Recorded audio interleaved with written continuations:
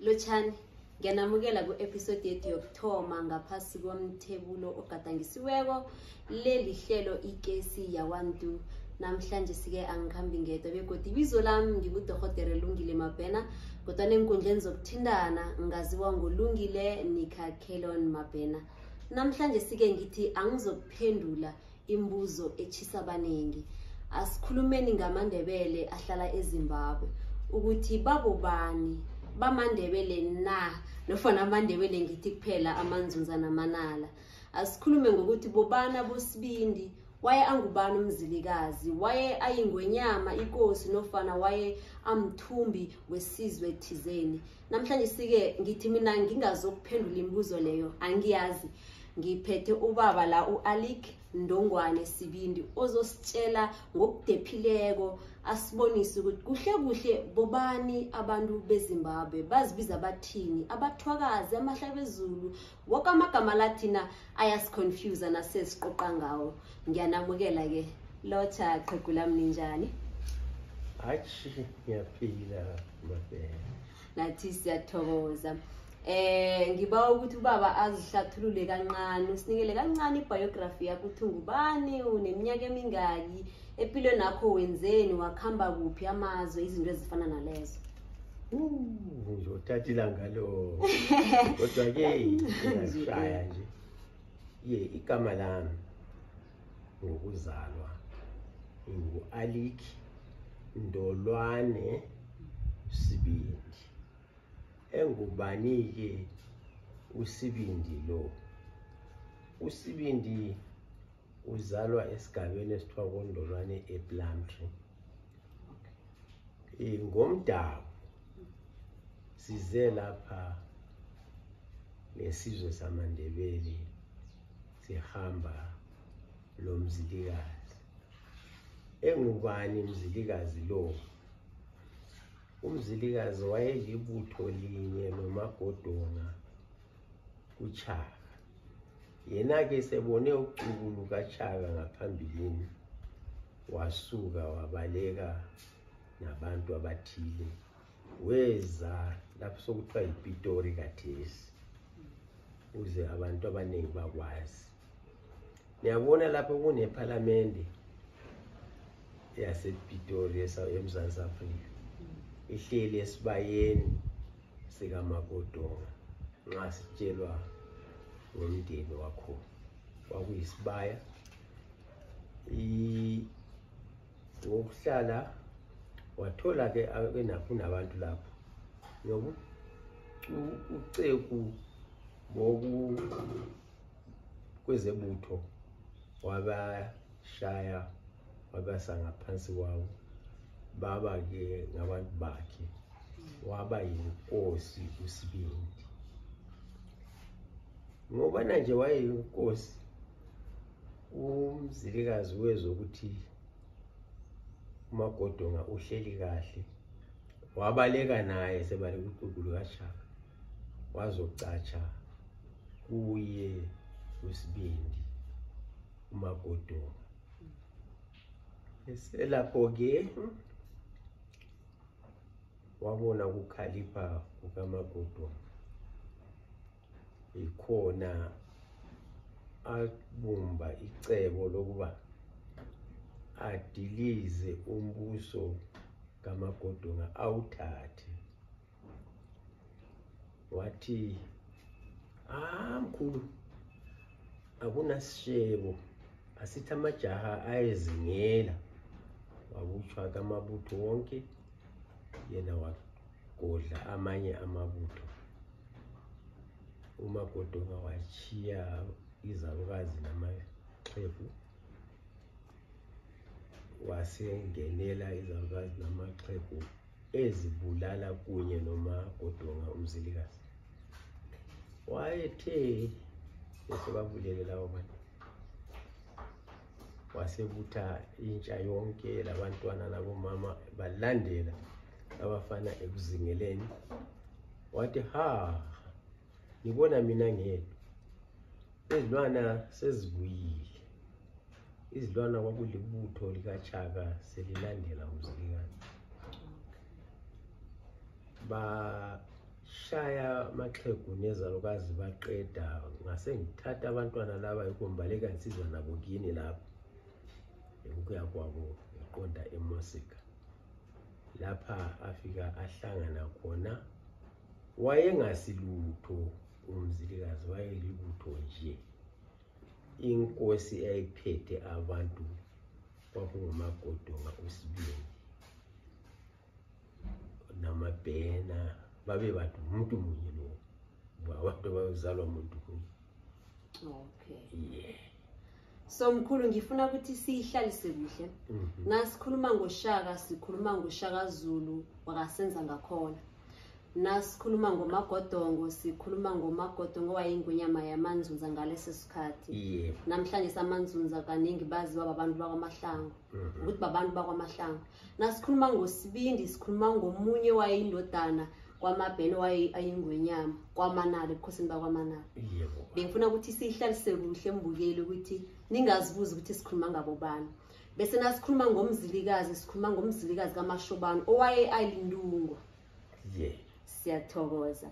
Manje ngifuna ukuthi usihlathululele ngokuthi umzilikazi lo nakasuka usuka kuphi kuhle kuhle ngombana iyesenza sithi ufikile lapho ehlala khona aMandebele kodwa wayesuka kuphi wayebanga ini noShaka nangabe mhlambe bekalwa nesilo uShaka Zulu izinto ezifana lezo. Wayesuka kwaZulu babanga izinkomo ngoba wayahlasela wabuya nezinkomo wabhodla ezinye waqala umsili sekushiyo ukuthi umzilikazi usethethe inkomo zenkosi. Yiko ukuthi ngokwazi ukuba ucubulula kaShaka lwalunjani wakukhumbula okwenzakala kumuli yakwalanga. Yiko ukubaleka kwakhe wazocatsha uMagodongo. Okay. Manje umkhulu ibeka ngokuthi umzilikazi wayebuya kwaZulu waqabana noShaka Zulu bese wafikela ngapha eMandebeleni wayokudlula kwaMnyamane namhlanje sithi Pretoria wazokufika ngapha eZimbabwe. Ekuzafika kwakhe eZimbabwe wase xoshane namabhunu nawo ayesuka eKapa. Kwaba nokulwa kukhulu kakhulu. Okay. Phakathi kokulwa lokhu sokungani sekudedile kwaqhamuka umbungu womBritish owayethiwa nguRobert Moffat. Nguye wamtshela wathi mzilikazi awusobusahlala kuhle amabhunu sesuka eKapa aqansa adinga indawo. Yikho bathi sithatha le ndawo bayithi transfer. Okay. Sigoqela yonke nje kunye nayiPitori neJohannesburg iyagcina isiyiGauteng. Bathi Gauteng neJohannesburg lapho kuyiGauteng. Cha sengivela phetsheya mina ngihamba ngingogwalo luka umpendi ndawo wayethiwa uLivingstone. Yeah. Phepha uchaphe ingulukutela usathule ngaphakathi kwalapho kuleyo ndawo. Uza kuthola ukuthula kodwa kwesikhatshanyana ngoba bayeza. Yiko kusuka ke uka umzilikazi sebulele uMagodonga lemuli yakhe wathumba abantwana bonke amanzoza amabhena nabo Sibindi laba bathwala bayahlala ukuthiwa kuseMosika. Basuke eMosika lapho balubhekisa ke phetsheya kwengulukutela. Kuthe kulapho wathi angeke ngangena phakathi kwezintaba lezi ngingazi ukuthi entshonalanga yazo kumi njani. Wasethatha indodana kaMagodonga ethiwa nguMkhelo. Eseyithethe le ndodana wahamba nayo. Baquma ke ubutswana bahamba baze bayachapha ugwembi elithi uZambezi kathesi bedinga umhlaba bayahlala lapha bafika baphumula khona kwesikhathi bayahlala lapha sokuthiwa yiBarotseland kathesi eZambia ethi iZambia ilizwe leZambia kodwa lalingabala amalotsi amalotsi la akhuluma isiSuthu esingani isitswana njalo bami bemi amadoda khona ami njengabantu bakwaZulu abemzansi awaphathwa ke kuhle asesuka lapho weza wazofika egwembeni futhi esefuthi ukuthi aze ngapha entabeni zamatobo lapho kungene khona imuli yonke yamaNdebele eyayisilandele inkosi yayisilandele umzilikazi wayengasho inkosi ngaleso sikhathi Okay, so sithola ukuthi ukhamba indawo eziningi before afika la eZimbabwe. Manje mkhulu ngiyafika la batho kunendawo ekuthiwa yiMatebele land. Indawo le iza njani? Iyakhiwa ngubani? Kuthi ukuthini ukuthi Matebele? Bekodwa kuhluka njani lokho na uthi Matebele nalokho na uthi Ndebele?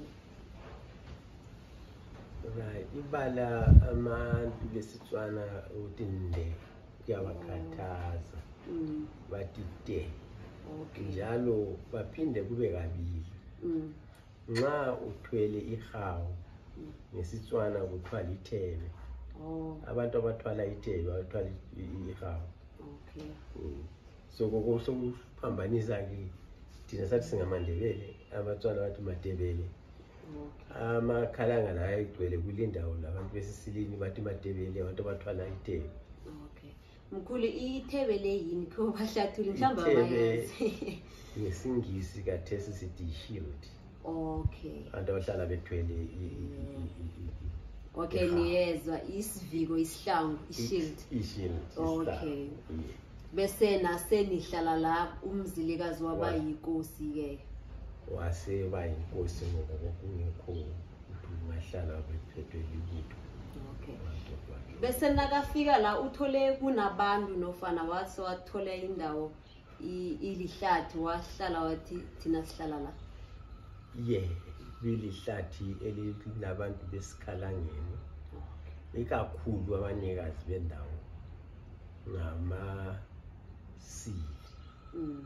abantu amaseni kathesi abantu abushmen abantu abanamabizo khoyiseni ngiyababona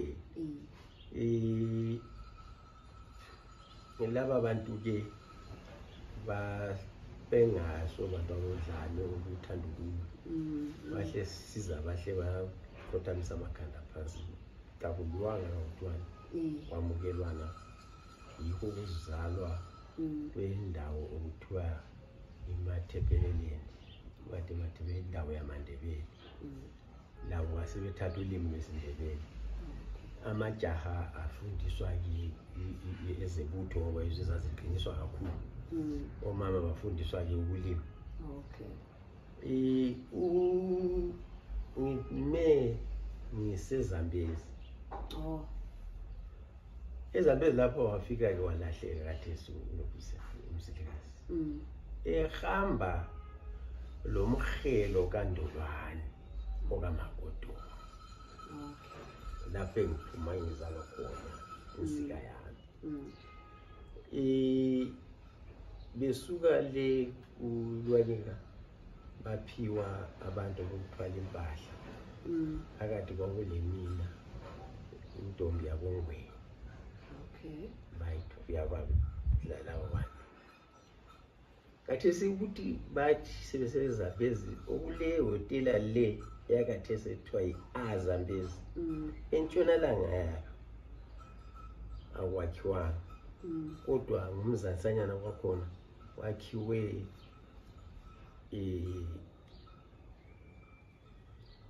esingathi insimu egcina ingwe wathi Crocodile Farm or Crocodile Range ungaya uzoyithola leyo ndawo engikhuluma ngayo izihlahla zakhona zikhona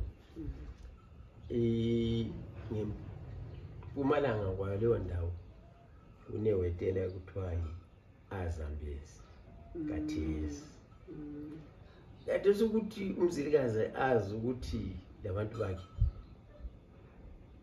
amatobo anga kwabamnyama yikho ukuhlangana ke labantu ngaleso sikhathi kwakuthiwa ngamananzwa kodwa kathesi babizwa kuthiwa ngamanambiya amanambiya wase nikwa ke intombazane yinye labanye abantu ngoba laba abantu besinambiya babebuya bezothengisa igwayi ematobo umfula babehamba ngawo ngolose kuthiwa ngugwayi river lona ibizo labo kangilazi kwathiwa ngugwayi ngokuthi kuthiwa ngumfula wabantu abathengisa igwayi sekuthiwa ngugwayi river kathesi Nomkhulu ngiyakuzwa ngifuna uhlathulule igama elithi Mthwakazi nofana Mahlabezulu mara ngaphambi kokuthi ukwenze lokho kune question engifuna ukuyibuza umzilikazi nakahlala namaNdebele wanikelwa umfazi nofana wase wasuka umfazi wamthola nakafika la eMatebele wasuka evele eThethe kodwa wazi njengoba kwavele kuthathwa nje iwazothathwa futhi abanye mama khona la wasuka la engale kwaNdwandwe uManxumalo intombi kaMzilikazi yasuka eMzansi nabantu bakwaNxumalo abanye wasuka labo basilabo lapha kulelizwe eMandebele yazwakala ngazi ukuthi mhlambe nawunalo ilwazi ngokuthi umthwakazi nofana uMahlabezulu kusho ukuthini mhlambe ngasinikela umthwakazi balithathela ukuthi ilizwe leli belingelabathwa ayingaswela amakhalanga amakhalanga ahlangana nabo labathwa ungabakhangela ke abathwa laba bamhlophe banezithombe ezincinyana kancane yikho ngokuthathana kwabantu abasinika libalele ngayisiba siyakhanya thina ngomdabu simnyama siyabantu abamnyama sibili kodwa ngokuhlangana ke lamakhalanga lela abathwa labo yikho kwazalwa ke izwe lezi lelinganabathwa kwathiwa kwaMthwakazi ngicabanga ukuthi ihlala kuhle nawe mbukeli lapho bese mkhulu nasi indaba enye ke yelimo ilanguage ngombana mina nangikhuluma angiyacabanga ukuthi ngezwakala ukuthi kunesinzunza kunesinala nangikhuluma kodwa isiNdebele sala eZimbabwe kunesixhosa ngaphakathi kunesizulu buye kodwa kube nesindebele ngombana anithi kubalulekile ngithi kuqhakathekile of which igama lesindebele lelo manje angazi ukuthi ungahlathula ukuthi ilimeli lakhiwe ngokuthi umzilikazi lo bekakhamba hlala nofana njani mhlambe so ngokuba ubuningi babantu ngabehamba behlangana laba abaningi babale gama elisuka likhulu ukukhula kwesindebele sifaka isiZulu ngoba ngithe mina uMagodonga la wayeshuke kwaZulu umzilikazi wayeshuke kwaZulu babethwele isindebele bazohlangana namaNdebele alapha abanye babekhuluma isiSuthu isitswana kwahla akindimi lezi uzathola sezihlangene uzathola namanye amagama angenayo ngoba ezinye izinto sasingayilazo esivenda sikhona nazo futhi phakathi no iyazwisakala ilimi vele likhamba libe njalo lidevelop na uhlangana nomunye umhlobo mbukeli vele liyakheka manje mkhulu nasi question ezoba controversial engifuna ukubuza yona ngombana uthi umzilikazi waye anentombi uManxumalo amanxumalo vele akabuyi ngaphasi kwesizwe samaNdebele angazi ngithi maZulu nofana ngithi abuye ezizweni ezinye ezipheze zihlangana namaZulu okuthi la eZimbabwe kunabantwana abanegazi lakamzilikazi vele nje, bese kunabantwana abanegazi lakasibindi ofwitshi ngebakwamanala South Africa, bese kube nabantwana abanegazi lakamagodongo ofwitshi ngebakwanzunza futhi godi eSouth Africa. Manje nasingathi thina isizwe lesi sakhiwe babantu mhlambe abathathu ngingatsho njalo, maye singasho sithi kunamandebele ekungiwo bese kube namakhumalo abomzilikazi labo nofana uhlakaniphile nasithina sesinibiza nonke sithi nimandebele na. Ukuthi mandebele kubangele ukuthi sokuhlangene lezi ndimi zabumba lolu limi labantu bonke kwasibekhuluma lolu limi. Into le endini nobubusi kakhulu ububusi. Ungaya emazweni e-Europe uzathola amaningi akhuluma isiJermani ngoba babe ngamaJerman kodwa balelizwe lawo. Okay. Ngokufanayo lapha amandebele sehlangene lalezo amazulu la namandebele basebumba ilimi lithi Sindebele. Manje kuthi ukuthi basebesithi ke sesigcwele lindawo sizayithi ngiyamandebele. Alright. Okuthi ukuthi right nasithi nala mandebele ngesinye isizwe samandebele. Yes, in their own right mandebele. Yeah, vele boningaba yabo vele isemzansi kwandebele. Okay. Ngifuna kodwa sibuye sikhulume ngamabhoda. Ukuthi imithelela, imphumela, ama-impact ukuthi kube namabhoda la ani affecte njani nina nimandebele weZimbabwe? Asilimazile kakhulu. Ungaya ngapha entshonalanga yelizwe uzathola into ebuhlungu kakhulu. Uqhunyela ucingo ongapha ukhuluma isiTswana, isiNdebele, isikhalanga sesiTswana esithiwa isililimi. Ongapha ukhuluma isikhala bengabantu banye bezalana. Ngenxa yokuthi waqhunya ucingo phakathi kuphela. Uye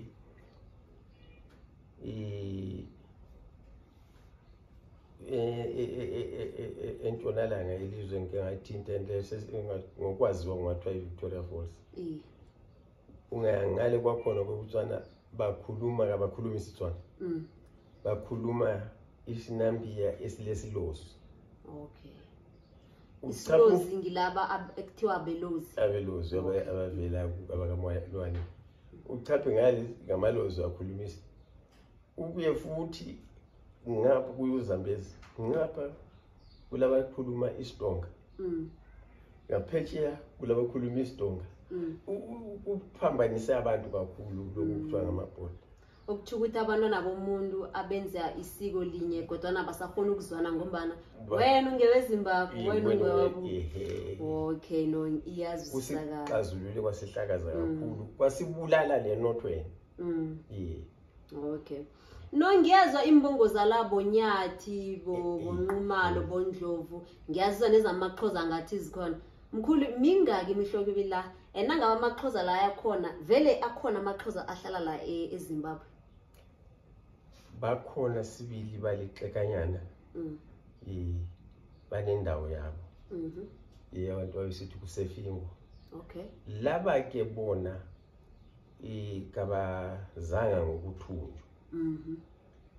Baza bengabashayeli bezinqola zikaRose esiza kuleli lizwe ngoba indawo yabo bahleli kiyo namanje yehlukene nali indawo zonke. Bayisisigaba leso abasinikwayo bathwele iphepha elithiwa i-title deed yagabantwa nguRhodes. Kanti abanye bonke bahlele endaweni ethiwa ngama-reserve.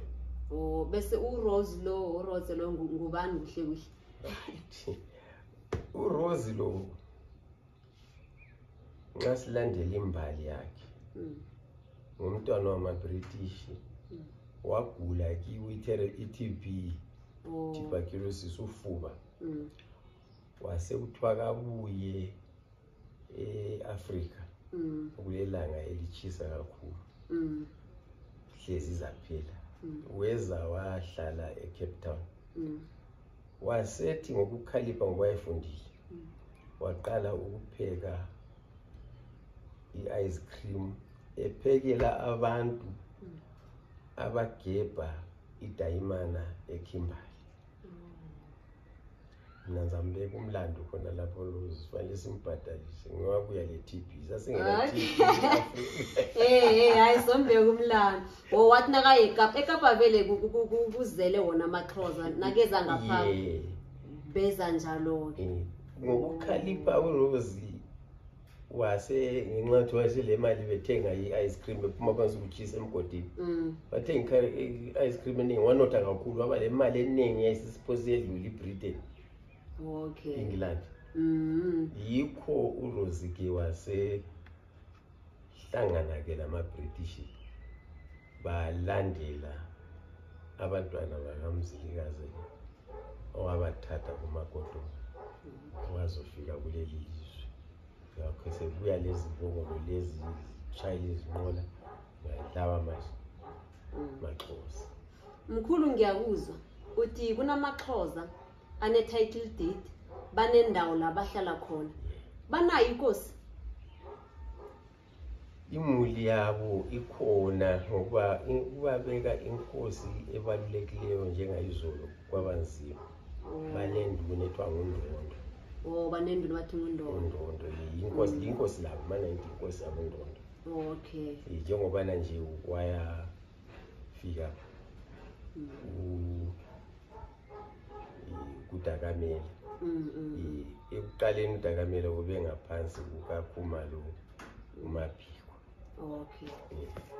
ngiyathokoza mkhulu naligama siyalikhuluma mihla namalanga mbukeli amasiso vane nale nicho nithi azibuye emasisweni izinto nazitsharaga nawo namhlanje singiba ukuthi uba mkhulu asihlathule khuyini amasiso kwenziwani nasithi amasiso nasibuyela khona sithi sibuyelaphi or nasithi azibuye emasisweni vane sikhuluma ngani mhlawumbe ihlelo lakhona ngokwendabuko ngesintu sakithi kwaZulu naseNdebeleni khona ngapha ma uthethe inkosikazi yangabi nenzalo kwakuthi abagwenuzalo bakunike intombazaneni usuthola athola inzalo ezalela lona udadwa boyise lwana obsesise lokuthi ayezalela udadwa bese kusiya ikhule kafuthi lilambe ibale lamandla kakhulu kithi eSindebeleni amasiso la useleyo mfowenu nangiyana laphana izifuyo kazimthandi wonke umuntu njalo lezi ndawo abasihlala kizo kazithandi inkomo kangaka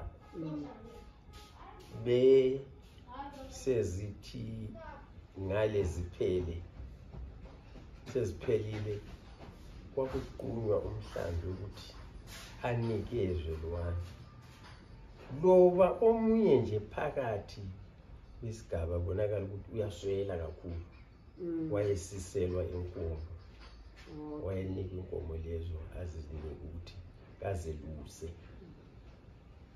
ukuze athole uchago athole ukulima njalo likhumbula ukuthi amalembu la engekho lokho sokugqokayo ukugqoka izikhumba achuke naye abe nengubo zokwembatha amaganda inkomo zamasiso zazi economic empowerment kwakathi ngesingisi sesikhulu okuyiqhelisa umnotho kwabanye abantu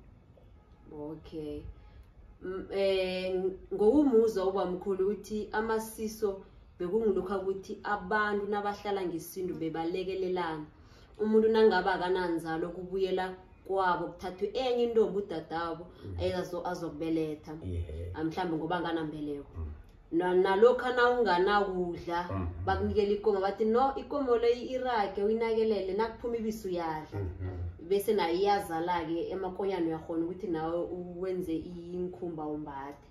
So ngikho amasiso lo. Amasiso seziya ukuthi nxa kumbe mina bengikuphile sengitshonile. Abantu abami bese bezilanda-ke kuthiwa ezamasiso kazibuyi. Sebezamqumela ke la ezakisibayo. Yikho sithi kasibuye ezamasiso. Ukuthi isintu siphelele mbukeli akuchodi litho. Into eziningi zilahlekile ngombana sathunjwa makhuwa ngoba neslavery. Kodwa ke into yokuthi umuntu omnyama bekafela omunye umuntu yayingekho. Yabona bese ne-economic empowerment amasiso layo. Ebuhlungu economic empowerment yayi strong kakhulu. Kwakungena umuntu okuthiwa ngumyanga. Hayi insweli hayi wayincedisa umuntu. Manje mkhulu asikhulume ngendaba yobulelesi icrime. Uthola ukuthi kunabantu abasuka ngapha eZimbabwe abamandebele. Mthwakazi Mahlabezulu igama elinye neningalisebenzisa abasuka ngapha. Bafike ngale eSouth Africa, South Africa bafike benza ubugebengu. Uthola ukuthi mina namhlanje singifikile ngapha ngamukela abadakamela ngenza konke engikwenza kodwa nakhange ngilelese.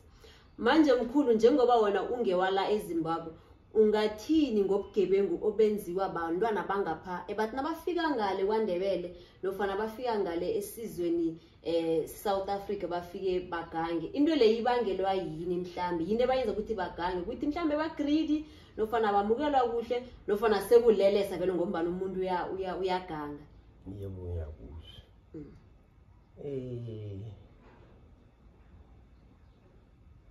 Nkosazana indaba ebuhlungu.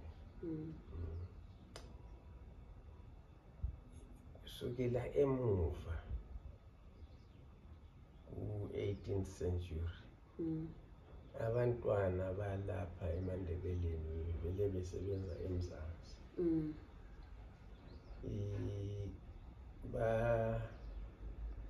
Lokwazisana okukhulu kakhulu. Baze babumba kuqala i-burial society yayithiwa iMzilikazi Burial Society. iMzilikazi Burial Society le ibithatha umnyasa ovele Nyasaland. Umzambia lesethi umzambia kathesi. Ubuyeke umZimbabwe. Nabanye ihlekanyana leMozambique amachangana ayingena ku-Burial Society. Kuphathiswana kabi ezimayini. Ikwazi ukuthi sokuphakathi kwaguquka ukuphathwa kwabantu ezimayini. Kuguqulwa ngamakhiwo. Abayibo babevule izimayini lezi. Baqalisa ukwehlukanisa abantu ngemihlobo. Imayini enje kusebenza abasuthu. Nxa ungafika ola nxa umnyama babengakwamukeli. Ngiyethu sodwa thina abasuthu ukukhwela.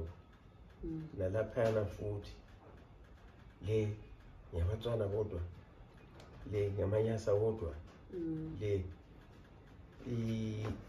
abakwethu amaNdebele ngokwabo ukungena emlindini babengakuthandi. Asebezaba le mali ngoba yilaba abangena emlindini. Yibona babesebenza ngeminye imisebenzanyana ethize nathize. Kwase kuqala ke inzondano. Inzondane le isuke yakhula kakhulu njalo ngesikhathi sokubandlululo lwaselusikhula kakhulu eMzansi. Lokhuzwa ngabantu besibhunu. Bona babefuna ukuthi bazihlazulule kumaNgisi, bazihlazulule kumaJerimane nama-French ayilande inotho eMzansi. Kwaze kwaya ethubeni lokuthi abantu baqala ukuhlazululana. Abantu bengiyela ukuhloniphana sokuthi sibakhona kuyeyisana. okwaba yinkinga enkulu kakhulu. Idalwe yiwo abamhlophe abasificayo la ngo-1884 kwakuthiwa partition of Africa. How do you partition somebody's land? Badala kithi ngcelele, badala lokhu, wena usungumJerimana, wena usungomunye, wena usungumZansi Afrika, wena usungumRhodesia. Konke lokhuyana kwadala ukuhlazulula kwabantu. Yikho osokudala futhi kathesi ukukhula kodlame labantwana baseZimbabwe. Nxa sebebuyela bethi babuyele ekhaya bangasamukeleki. Wena mRhodesia, wena mukwerekwere. Uyangiyisa mina ngudlamini ngwangakini, mina ngusibindi ngwangakini, kodwa singasathandani ngoba sayihlukaniswa. No, umkhulu ngimuzwa uthi into yokuthi kube nobulelesi ibuya le emva yenziwa yarerwa. Manje kena iseyikhule khulu, sekunokuzondana phakathi kwabantu. Umuntu akasakhona ukuhlonipha elinye ilizwe ngombana into levele ithelelene ngoba kufana ukuthi ibe generational curse, singayibeka njalo. No, ngiyakuzwa. Manje mkhulu, njengoba umuntu omkhulu, ngiziphi mhlambe insombululo ama-solution ongasinikela wona phezu kwemiraro engaka esinayo?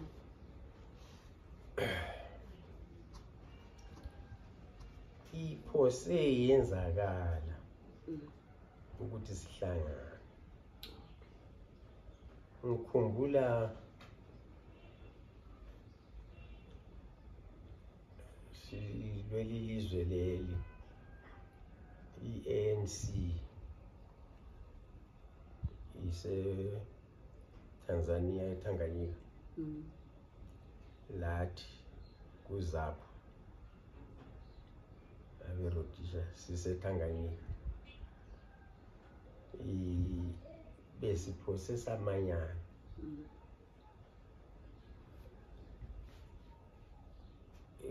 Sisimanyeni sinjalo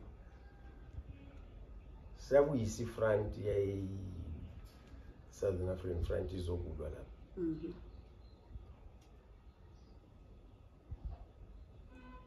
Abantu mhlophe bayihlaka, bayidiliza, bayibona ukuthi into esifuna ukuba nkulu, bayidiliza. Bayidiliza ukuthi bathatha elunye uhlangothi balunika imali, olunye uhlangothi lwayiswela imali. Ngawo le mali yikho thenga khona ngayo izikhali nokudla nakho konke.